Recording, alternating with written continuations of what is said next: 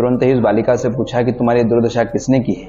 उसकी आंखें पूरी स्वेलिंग से भरी हुई थी, पाँव में पूरी ब्लीडिंग हो रही थी, आंखें उसकी बिल्कुल भरा रही थी, बार बार वह अपने शरीर से लड़खड़ा रही थी। मेरी आंखों से देखा नहीं गया। मैंने उससे पूछा कि बहन आपकी हालत किसने करी है। उज्जैन में 15 साल की बच्ची से हुई दरिंदगी से आज पूरा देश शर्मसार है। जहां दुष्कर्म पीड़िता बच्ची का इलाज अस्पताल में जारी है, तो वहीं पुलिस आरोपियों को हिरासत में ले चुकी है। लेकिन क्या आप जानते हैं कि बच्ची जब दुष्कर्म का शिकार होकर दरबदर सड़कों पर ठोकर खा रही थी, तब किसी भी सड़क, मोहल्ले या इलाके के इंसान ने, लोग ने उसकी मदद नहीं की। भिखारी समझकर हाथ में चंद पैसे जरूर दे दिए, लेकिन इंसानियत का कोई परिचय नहीं, कोई परिभाषा नहीं। सीधे तौर पर इंसानियत के दुश्मनों की शिकार हुई बच्ची का एकमात्र सहारा बना एक पुजारी। पहले इस पुजारी को सुनिए कि वो क्या कुछ बता रहा है, उसके बाद आपको बताएंगे फरिश्ता बनकर आए पुजारी आखिर हैं कौन। पैर में लिया, देखा कि एक बालिका जिसने नीचे कोई वस्त्र धारण नहीं कर रखा है, अपनी आंखों से देखा नहीं गया। मैंने तुरंत, जैसे अभी आप देख रहे हैं वीडियो में कि ऊपरी वस्त्र ही धारण कर रखा है, उसी प्रकार एक ऊपरी वस्त्र धारण कर रखा था। मैंने तुरंत अपना वस्त्र निकालकर उस बालिका को दिया, जिससे उसने अपना शरीर ढका। फिर मैंने अपना वाहन रोक करके वहीं स्पॉट पर खड़े होकर के तुरंत ही उस बालिका से पूछा कि तुम्हारी दुर्दशा किसने की है। उसकी आंखें पूरी स्वेलिंग से भरी हुई थी, पाँव में पूरी ब्लीडिंग हो रही थी, आंखें उसकी बिल्कुल भरा रही थी, बार बार वह अपने शरीर से लड़खड़ा रही थी। मेरी आंखों से देखा नहीं गया। मैंने उससे पूछा कि बहन आपकी हालत किसने करी है और कौन है, तुम्हारे माता पिता कहाँ है, तुम यहाँ किसके साथ आई हो, कब से इस क्षेत्र में हो। लेकिन वह बालिका अपनी ही भाषा में कुछ बोल रही थी, जिसे मैं समझ नहीं पा रहा था। बार बार वह कुछ बोलने का प्रयास कर रही थी, लेकिन मैं समझ नहीं पा रहा था। 2-3 बार मैंने पेन कापी भी उसके हाथ में दिया कि यदि मैं समझ नहीं पा रहा हूँ या तुम बोल नहीं पा रही हो तो इसमें लिख करके कुछ बताओ। यदि अपने माता पिता का मोबाइल नंबर जानती हो तो मेरे मोबाइल का मैंने कीपैड निकाल करके दिया कि इस पर लगा करके बात करो, या आप पेन डायरी में लिख करके मुझे बताओ। लेकिन वह बालिका उस विषय में मेरी कोई मदद नहीं कर पाई। मैंने उससे पूछा कि बेटा भूख लग रही है, उसने कहा हाँ मुझे भूख लग रही है। ऐसे हाँ का उसने संबोधन किया। मैंने तुरंत अपने आश्रम में जो स्वल्पहार में दलिया नमकीन बना था वो बुला करके उस बालिका को दिया खाने के लिए। चाय पिलाई, जल पिलाया, कुछ नकदी पैसे भी उसको मैंने सहयोग रूप में दिए। लेकिन मेरा विश्वास माना नहीं कि मैं इसको सुनी छोड़ दूं, इसलिए मैंने तुरंत हेल्पलाइन नंबर 100 पर कॉल किया। 2 बार मेरा वहाँ कॉल कट हुआ।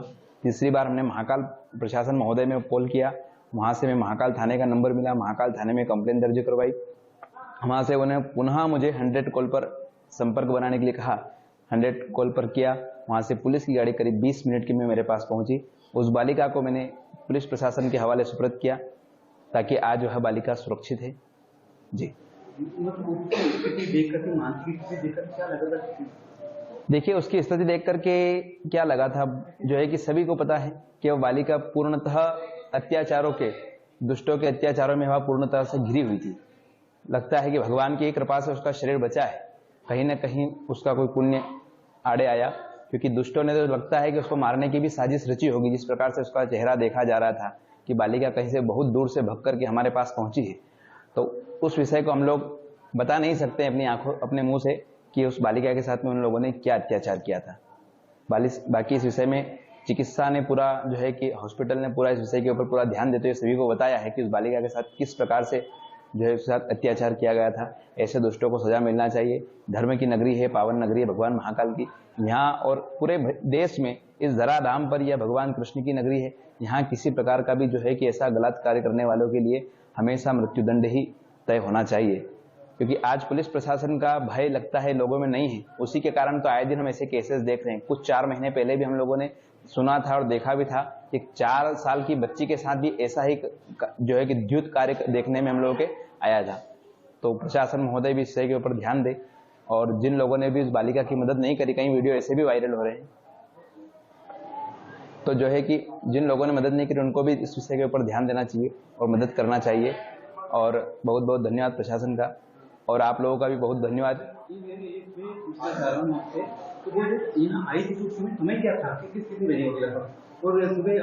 9:26 के समय मैंने उसको देखा था।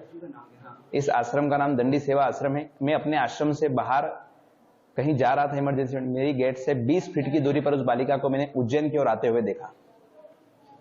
जी, तो मतलब किस स्थिति में थी, मतलब बिल्कुल बालिका बेहोश नहीं थी, बालिका बोल रही थी, बालिका चल रही थी, बालिका खा रही थी, बालिका बोल रही थी। बस ये कि उसकी भाषा में अपने को समझ में नहीं आ रहा था। खून की स्थिति भी बताया जा रहा हाँ बताया ना, मैंने आपको बताया ना, पूरे उसके पाँव के यहाँ पूरी ब्लीडिंग हो रही थी। अच्छा, जी।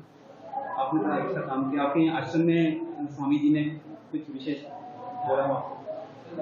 इस विषय के बारे में किसी को पता नहीं था। बाकी महाराज जी की दी हुई शिक्षा है, आज हम लोग आज इस कार्य से आज इस जन समाज की सेवा कर रहे हैं। महाराज जी ने भी पूर्णतः अपना सहयोग देकर के उस बालिका को प्रशासन के हवाले करवाया।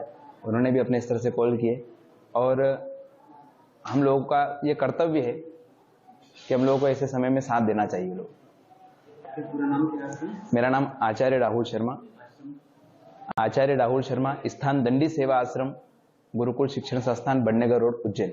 ये उज्जैन से कितना दूर है लगभग? उज्जैन से 3 किलोमीटर दूरी पर पश्चिम की ओर।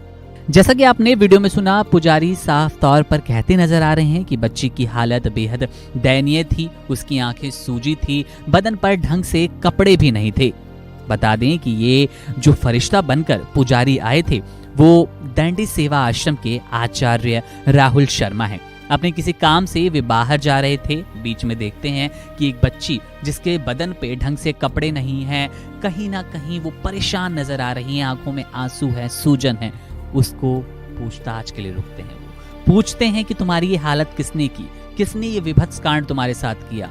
बच्ची सही से कुछ बोल नहीं पाई। उसके बाद उन्होंने उसे पेपर कलम भी दिया, लेकिन वो तब भी कुछ नहीं बोल पाई।